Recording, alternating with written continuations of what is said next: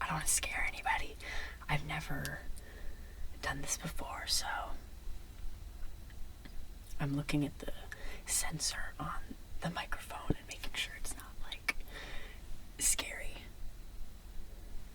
But I turned it all the way up to 10, so you know. I have a candle.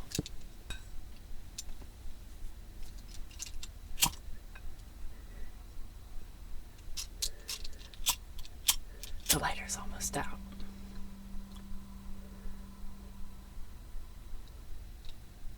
And the candle is also, the wick is like trapped. But it's chamomile. So, no, it's lavender. I don't know why I said I don't know why I said that. I've had this candle for so long. It's lavender patchouli. But it's good. It's a really good candle. Trust me. Okay, so I ordered this book online because I had a class where we read the first chapter.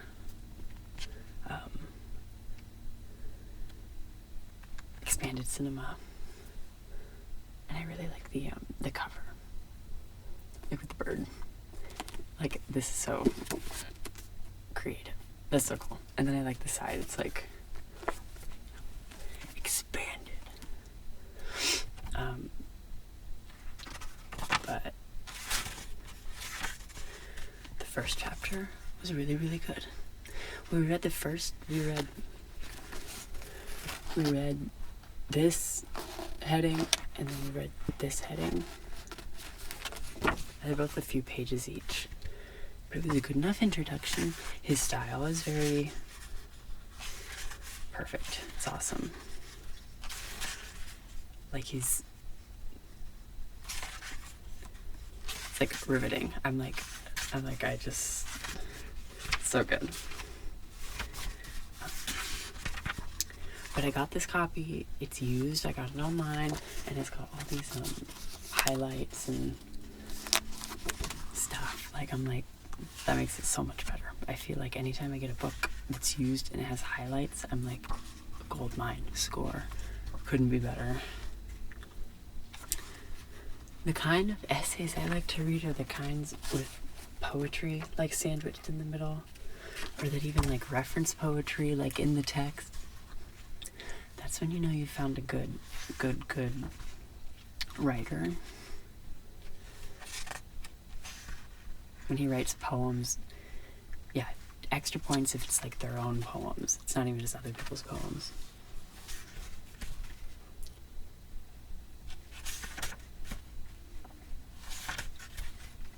So I'm gonna read the first chapter because I've read it already. So I think I'm just gonna, well, okay, my camera only has 2 bars left of battery, so it's gonna go until it cuts me off mid-sentence. I'm just gonna go until, yeah, it dies. But I just thought I would read and then stop and take, because I have my own pencil, so I'm gonna add to it, because he uses like black and blue pens, and yellow highlighter, so I'm using red colored pencil to distinguish my own notes. But I thought I would just read and talk about it if I found anything interesting to talk about. I'm afraid my breathing is going to be so loud. Like, I have asthma.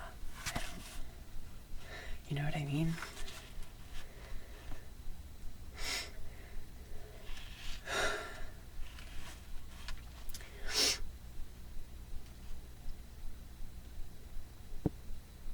Okay, it starts with Buckminster Fuller quote.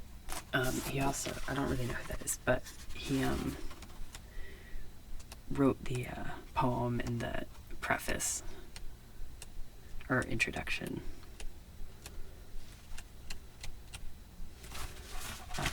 But the author of this book is Gene Youngblood. So,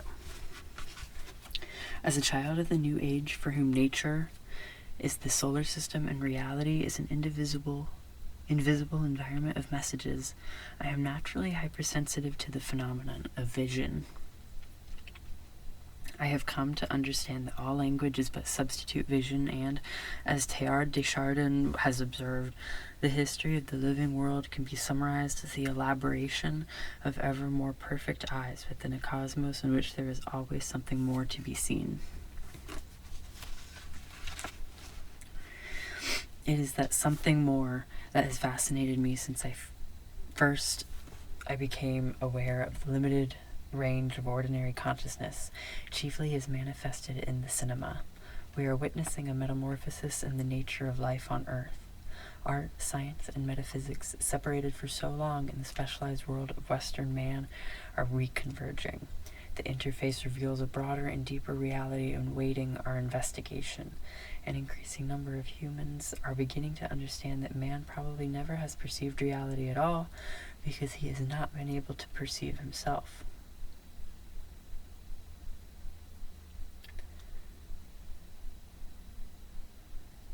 The realization is not new, only the context is unique. A vast portion of our culture, free of the conditioning of and nostalgia for past environments, has intuited something fundamentally inadequate in prevailing attitudes towards the notion of reality. In most languages and most cultures throughout history, seeing has been equated with understanding. The entire Indo-European linguistic system is filled with examples I see of it's like a phrase in another language. I can't. Yet nearly 2,400 years ago, Plato asserted, "The world of our sight is like the habitation in prison." Recent studies in anatomy, physiology, and anthropology have led to a similar conclusion. We have come to see that we don't really see that reality is more within than without. The objective and the subjective are one.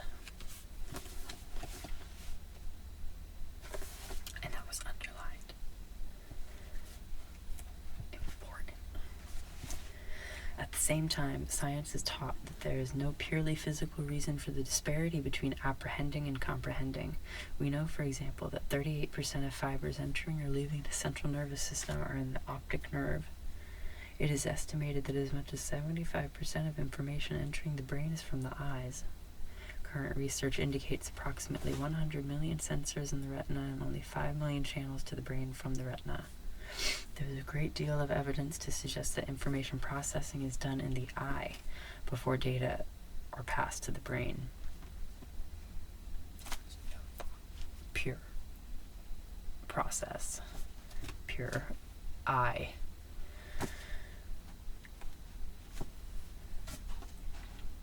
The metaphysical space that separates father and son so dramatically in what we call the generation gap was manifested on a global scale.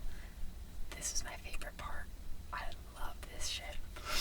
The metaphysical space that separates father and son so dramatically in what we call the generation gap was manifested on a global scale on July 20th, 1969, in television's elaborate movie-like subjectivity camera simulation of the first moon landing.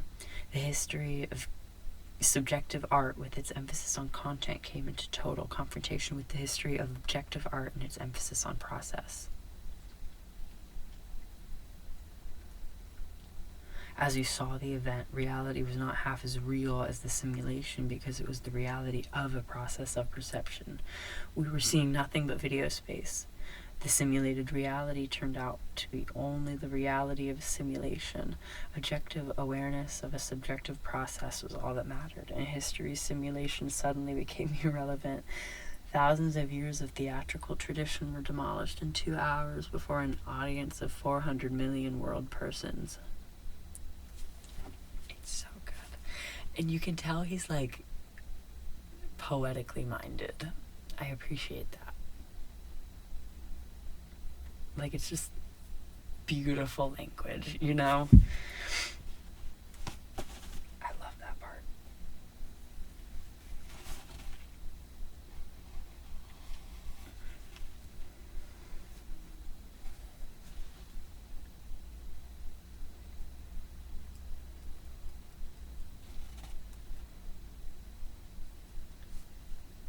In the ascending spiral of evolution, each new generation absorbs the experiences of the previous level and expands upon them.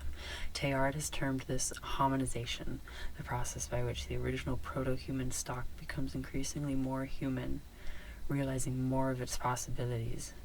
It's optimistic.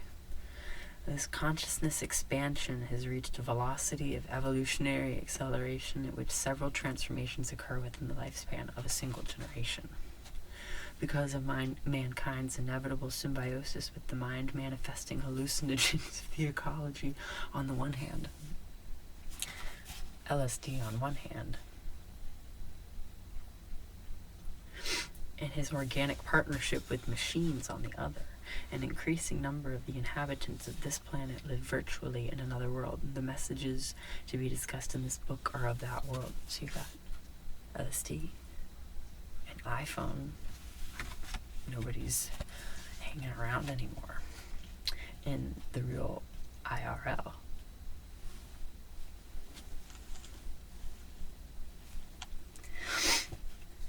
It is a world infinitely more natural and complete than that of commercial cinema or television, which is used to confirm the existing consciousness rather than to expand it. Art is the language through which we perceive new relationships at work in the environment, both physical and metaphysical. Indeed, art is the essential instrument in the very development of that consciousness. As Hermann Hesse observed, every important cultural gesture comes down to a morality, a model for human behavior concentrated into a gesture. Whitehead found it to be the ultimate morality of the mind. Perhaps never before has a new model for human behavior been needed so urgently as today.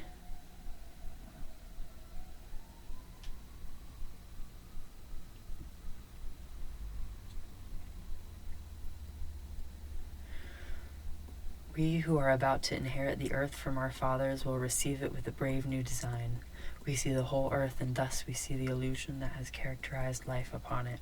We cannot accept the truths and values of a world in which we no longer live.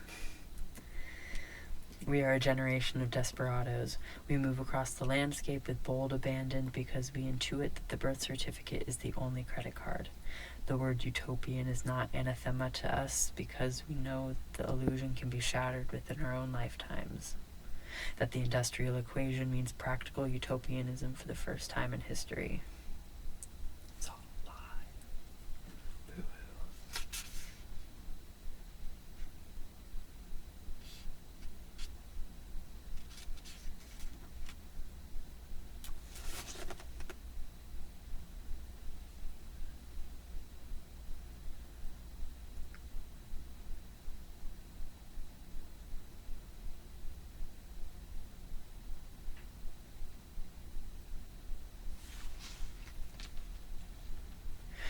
This is underlined. Art is the language through which we perceive new relationships at work in the environment, both physical and metaphysical. Indeed, art is the essential instrument in the very development of that human consciousness. I like that idea. My battery's about to die. It's going to be a short video, but it's a trial run. This is the first time I'm ever trying ASMR. Ever. You saw me turn the microphone on for the first time. you. Probably just me watching this. This is a test run.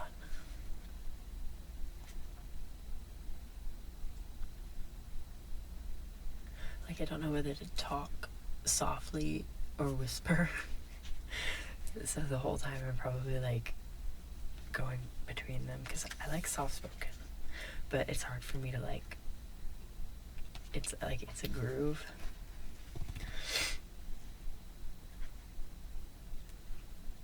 Our grasp of these realities is inarticulate. We cannot speak it. We are haunted by our own disenchantment and alienation as much as our parents are offended by it. The human condition, as this millennium draws to a close, is one of decreasing intervals between emergencies until... I'm going to read this one again because there were two sections that really stood out to me the first time I read it. It was that other one about the moon landing, and it was this one. I was like, whoa. Our grasp of these realities is inarticulate. We cannot speak it. We are haunted by our own disenchantment and alienation as much as our parents are offended by it. The human condition, as this millennium draws to a close, is one of decreasing intervals between increasing emergencies until nothing but emergency exists. We have nothing to lose. Spiritually, we have nothing to lose because there is only sorrow and the values of the past, and we have no tears left. Physically, we have nothing to lose because we know that wealth can neither be created nor spent, that it goes nowhere and always increases with use. In this century alone, we have gone from less than 1% of humanity being able to survive in appreciable health and comfort to 44% of humanity surviving at a standard of living unexperienced or undreamed of before. This utterly unpredicted synergetic success occurred within only 2/3 of a century, despite continually decreasing metallic resources per each world person. The world total of $70 billion in mined gold represents only 3/1000ths of 1% of the value of the world's organized industrial production resources.